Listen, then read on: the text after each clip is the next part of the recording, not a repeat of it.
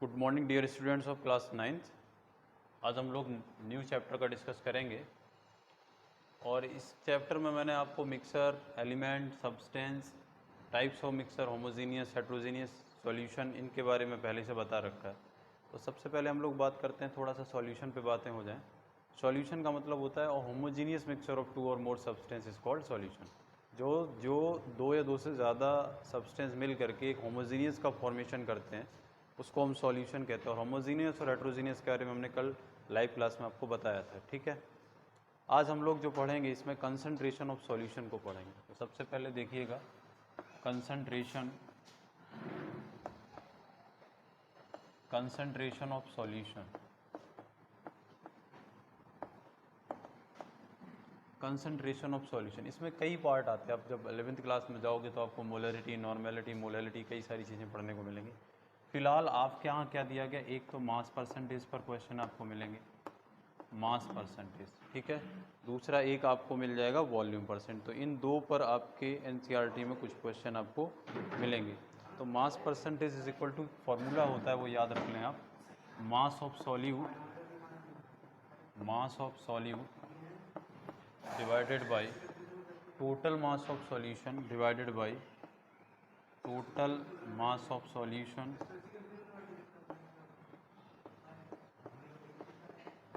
और परसेंट है तो ऊपर क्या कर देंगे, इंटू 100। अब सॉल्यूशन का मतलब बेटा होता है, we know that solute plus solvent is equal to solution. मतलब इसका ये हुआ कि सपोज करिए हमने 10 ग्राम सॉल्यूट जो है वो 90 ग्राम सॉल्वेंट में डिसॉल्व कराया, या हम 90 ml ले सकते हैं। सॉल्यूशन का मतलब ये नहीं होता है कि केवल लिक्विड का सॉल्यूशन होना चाहिए। सॉल्यूशन का मतलब होता है कि जो होमोजीनियस मिक्सर बना रहा हो। जैसे अगर हम आपसे कहें 1 रुपये का जो सिक्का आप लिए रहते हो उसमें केवल आयरन ही नहीं होता, उसमें आयरन है, कॉपर भी है, निकल भी है, पर वो आँख से देख के आप नहीं ऐसे बता सकते इसमें कितना है, कितना परसेंट मिला हुआ। तो वो भी एक होमोजीनियस मिक्सर। कभी ये मत सोच लेना कि सॉल्यूशन जो है वो एक केवल लिक्विड फॉर्म में होगा, नहीं, वो सॉलिड में भी हो सकता है, वो गैसियस में भी हो सकता है, ठीक है। तो मैं क्या बता रहा था कि सॉल्यूट और सॉल्वेंट मिल करके क्या बनाते हैं, सॉल्यूशन। मान लीजिए एक क्वेश्चन आता है, मैं इधर लिख दे रहा हूँ। मान लीजिए एक क्वेश्चन आता है, ये पूरा दिख रहा है यहाँ से, ओके। मान लीजिए एक क्वेश्चन आपको दिया जाए कि 10 gram NaOH, sodium hydroxide, dissolve in 70 gram, suppose करिए 70 ग्राम वाटर, ये दिया गया 10 gram of NaOH dissolve in 70 gram of water, calculate mass percentage of solution. तो बहुत सिंपल सी बात है, mass percentage is equal to, formula क्या आप जानते हैं, मास ऑफ सॉल्यूट। अब सॉल्यूट इसमें कौन होगा, जिसे डिजोल्व करा रहे हैं वो होता है सॉल्यूट, और जिसमें कराया जा रहा है वो होता है सॉल्वेंट। तो यहाँ से हम निकाल के रखेंगे तो इसका आंसर आ जाएगा, mass percentage is equal to mass of solute कितना है बेटा, 10 gram, total mass of solution, तो ये पूरा आपका सॉल्यूशन है, सॉल्यूट प्लस सॉल्वेंट। सॉल्वेंट का मतलब जिसमें डिजोल्व कराया, और जिसे करा रहे वो सॉल्यूट, या जिसकी क्वांटिटी कम है उसको हम सॉल्यूट मान लेंगे, जिसकी क्वांटिटी ज़्यादा है उसको हम सॉल्वेंट मान लेंगे। अब इन दोनों को अगर आप ऐड करोगे तो 70 प्लस 10 इज इक्वल टू कितना हो जाएगा, 80 इंटू 1000। तो ये आपका एक ज़ीरो से ज़ीरो कैंसिल हो गया, इसको आप 5 और ये हो गया आपका 4, यानी ये आ जाएगा 50/4, यानी ये हो गया 25/2, यानी ये 12.5%। तो इस तरीके से आपको क्वेश्चन जो है एनसीईआरटी में मिलेंगे आपको, ठीक है। वैसे कंसंट्रेशन के कई टर्म्स होते हैं, नॉर्मेलिटी, मोलैलिटी, कई सारे टर्म्स होते हैं, लेकिन उन तक आप अभी नहीं पहुँचो क्योंकि वो चीज़ें आपको 11th में मिलेंगी। जैसे आप एनसीईआरटी बुक में एक आपको क्वेश्चन दिया गया है, a solution contains 40 gram of common salt. Common salt का मतलब क्या होता है, NaCl। जैसे सपोज करिए एक क्वेश्चन आपको दिया गया, ये एनसीईआरटी में आपको मिलेगा, a solution contains 40 gram of common salt in 320 gram of water, 320 gram of water. तो 40 ग्राम जो है वो कॉमन सॉल्ट है। कॉमन सॉल्ट का मतलब बेटा हो गया NaCl, और ये 320 ग्राम यानी 320 ग्राम जो है वाटर में डिज़ोल्व है। और पूछा जा रहा है कि calculate the concentration in terms of mass by mass percentage of the solution. तो मास परसेंटेज का क्या, ये मास परसेंटेज का फॉर्मूला क्या, मास of solute divided by total mass of solution into 100। अब मास ऑफ सॉल्यूट कितना है 40 ग्राम, सो नाउ 40 ग्राम तो ये हो गया आपका solute. Total mass of solution का मतलब क्या हो गया, सॉल्यूट और सॉल्वेंट को हम ऐड कर देंगे, तो 320 में 40 ऐड कर दोगे तो कितना आ जाएगा 360। ये हो गया आपका टोटल मास ऑफ सॉल्यूशन, और इनटू ये हो गया आपका 100। 0 से 0 गया, 10 बार ये आ गया, ये 9, इसको आप कर लेंगे तो 100/9। ठीक है, इस तरीके से इसको आप सॉल्व कर लेना है। ठीक है, ये आपका 11.1 निकल के आएगा। ठीक है, तो एक तो ये मास परसेंटेज था कंसंट्रेशन में। दूसरा आप NCERT में देखेंगे तो आपको लिखा मिलेगा एक वॉल्यूम परसेंटेज, मास परसेंटेज और वॉल्यूम परसेंटेज। तो वॉल्यूम परसेंटेज में क्या होगा, वॉल्यूम परसेंटेज में जो है वो सॉल्यूशन का वॉल्यूम चलेगा, यानी उसमें क्या चलेगा, देखिए यहाँ पर मैं लिख दे रहा हूँ formula.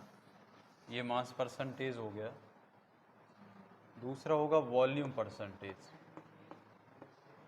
Volume percentage is equal to हो गया मास ऑफ सॉल्यूट, या वॉल्यूम ऑफ सॉल्यूट भी लिख सकते हो, total volume of solution, total volume of solution into 100। यहाँ पर इसका वॉल्यूम भी हो सकता है सॉल्यूट का, ठीक है, जो है वॉल्यूम ऑफ सॉल्यूट भी हो सकता है, कोई बड़ी बात नहीं है यहाँ पर, वॉल्यूम ऑफ सॉल्यूट भी हो सकता है। ठीक है, तो ये आप याद रख लेंगे एक फॉर्मूला, ये mass by volume percentage of solution, mass by volume percentage of solution, तो mass of solute upon total volume of solution into 1000। ये आपका हो गया। इसके बाद आता है what is the suspension. Suspension के बारे में हमने बताया था, जिनके सॉल्यूशन मतलब जिनके पार्टिकल का साइज़ 1 नैनोमीटर से जिनके पार्टिकल का साइज़ 1 नैनोमीटर से 1000 नैनोमीटर तक होता है, उनको हम बोलते हैं कोलाइडल सॉल्यूशन। और जिनके पार्टिकल का साइज़ इससे कम होगा, जिनके पार्टिकल का साइज से कम होगा उसको हम बोलते हैं ट्रू सॉल्यूशन। और जिनके पार्टिकल का साइज़ 1 नैनोमीटर से 1000 नैनोमीटर से ज़्यादा होगा उसको बोला जाता है सस्पेंशन। ठीक है, तो ये पार्टिकल के साइज़ पर आप कर सकते हो। सस्पेंशन जो वो हेट्रोजीनियस मिक्सचर बनाता है, बिल्कुल सही, और जो कोलाइडल सॉल्यूशन है वो भी हेट्रोजीनियस बनाएगा। सिर्फ आपका जो है सॉल्यूशन, जो ट्रू सॉल्यूशन होगा वो होमोजीनियस का फॉर्म करेगा। ठीक है, तो suspension is a heterogeneous mixture, the particle of suspension can be seen by naked eyes, बिल्कुल ठीक है, इनको हम देख सकते हैं। अब फिर लिखा है नीचे, देखिए व्हाट इज़ कोलाइडल सॉल्यूशन। तो हमने आपको क्या बताया, कोलाइडल सॉल्यूशन का केवल साइज़ जो है वो आपको दिमाग में रखना कि जिनके पार्टिकल का साइज़ 1 नैनोमीटर से 1000 नैनोमीटर के बीच होता है उनको हम कोलाइडल सॉल्यूशन कहते हैं, और ये भी जो है हेट्रोजीनियस मिक्सचर बनाते हैं। ठीक है, इसके बाद एक टर्म आता है टिंडल इफेक्ट। टिंडल इफेक्ट का मतलब क्या होता है कि ये बीम लाइट को स्कैटरिंग ऑफ लाइट बोलते हैं। मतलब लाइट, जैसे ये रूम बिल्कुल एकदम अंधेरा हो और छोटा सा इसमें होल हो नन्ना सा, वहाँ से आप देखोगे लाइट आएगी, एक स्कैटरिंग ऑफ लाइट, तो बिल्कुल उसको बोला जाता है टिंडल इफेक्ट। ठीक है, उसमें आप देखेंगे पार्टिकल उड़ते हुए नज़र आते हैं आपको। ठीक है, तो Tyndall effect can also be observe when a fine beam of light enters a room through a small hole. This happens due to scattering of light by particle of dust and smoke in the air। ठीक है, ये आपका Tyndall effect हो गया। तो यहाँ तक मेरे हिसाब से कोई दिक्कत नहीं होनी चाहिए। ट्रू सॉल्यूशन मैं बता ही चुका हूँ। ट्रू सॉल्यूशन का मतलब जिसका पार्टिकल का साइज़ 1 नैनोमीटर से 1000 नैनोमीटर से भी कम होता है वो ट्रू सॉल्यूशन बनाते हैं, और ट्रू सॉल्यूशन जो है वो होमोजीनियस होता है। ओके, यहाँ तक कोई प्रॉब्लम नहीं होनी चाहिए।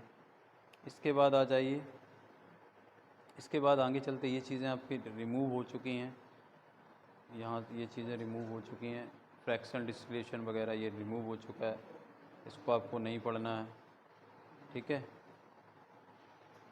इसके बाद में आते हैं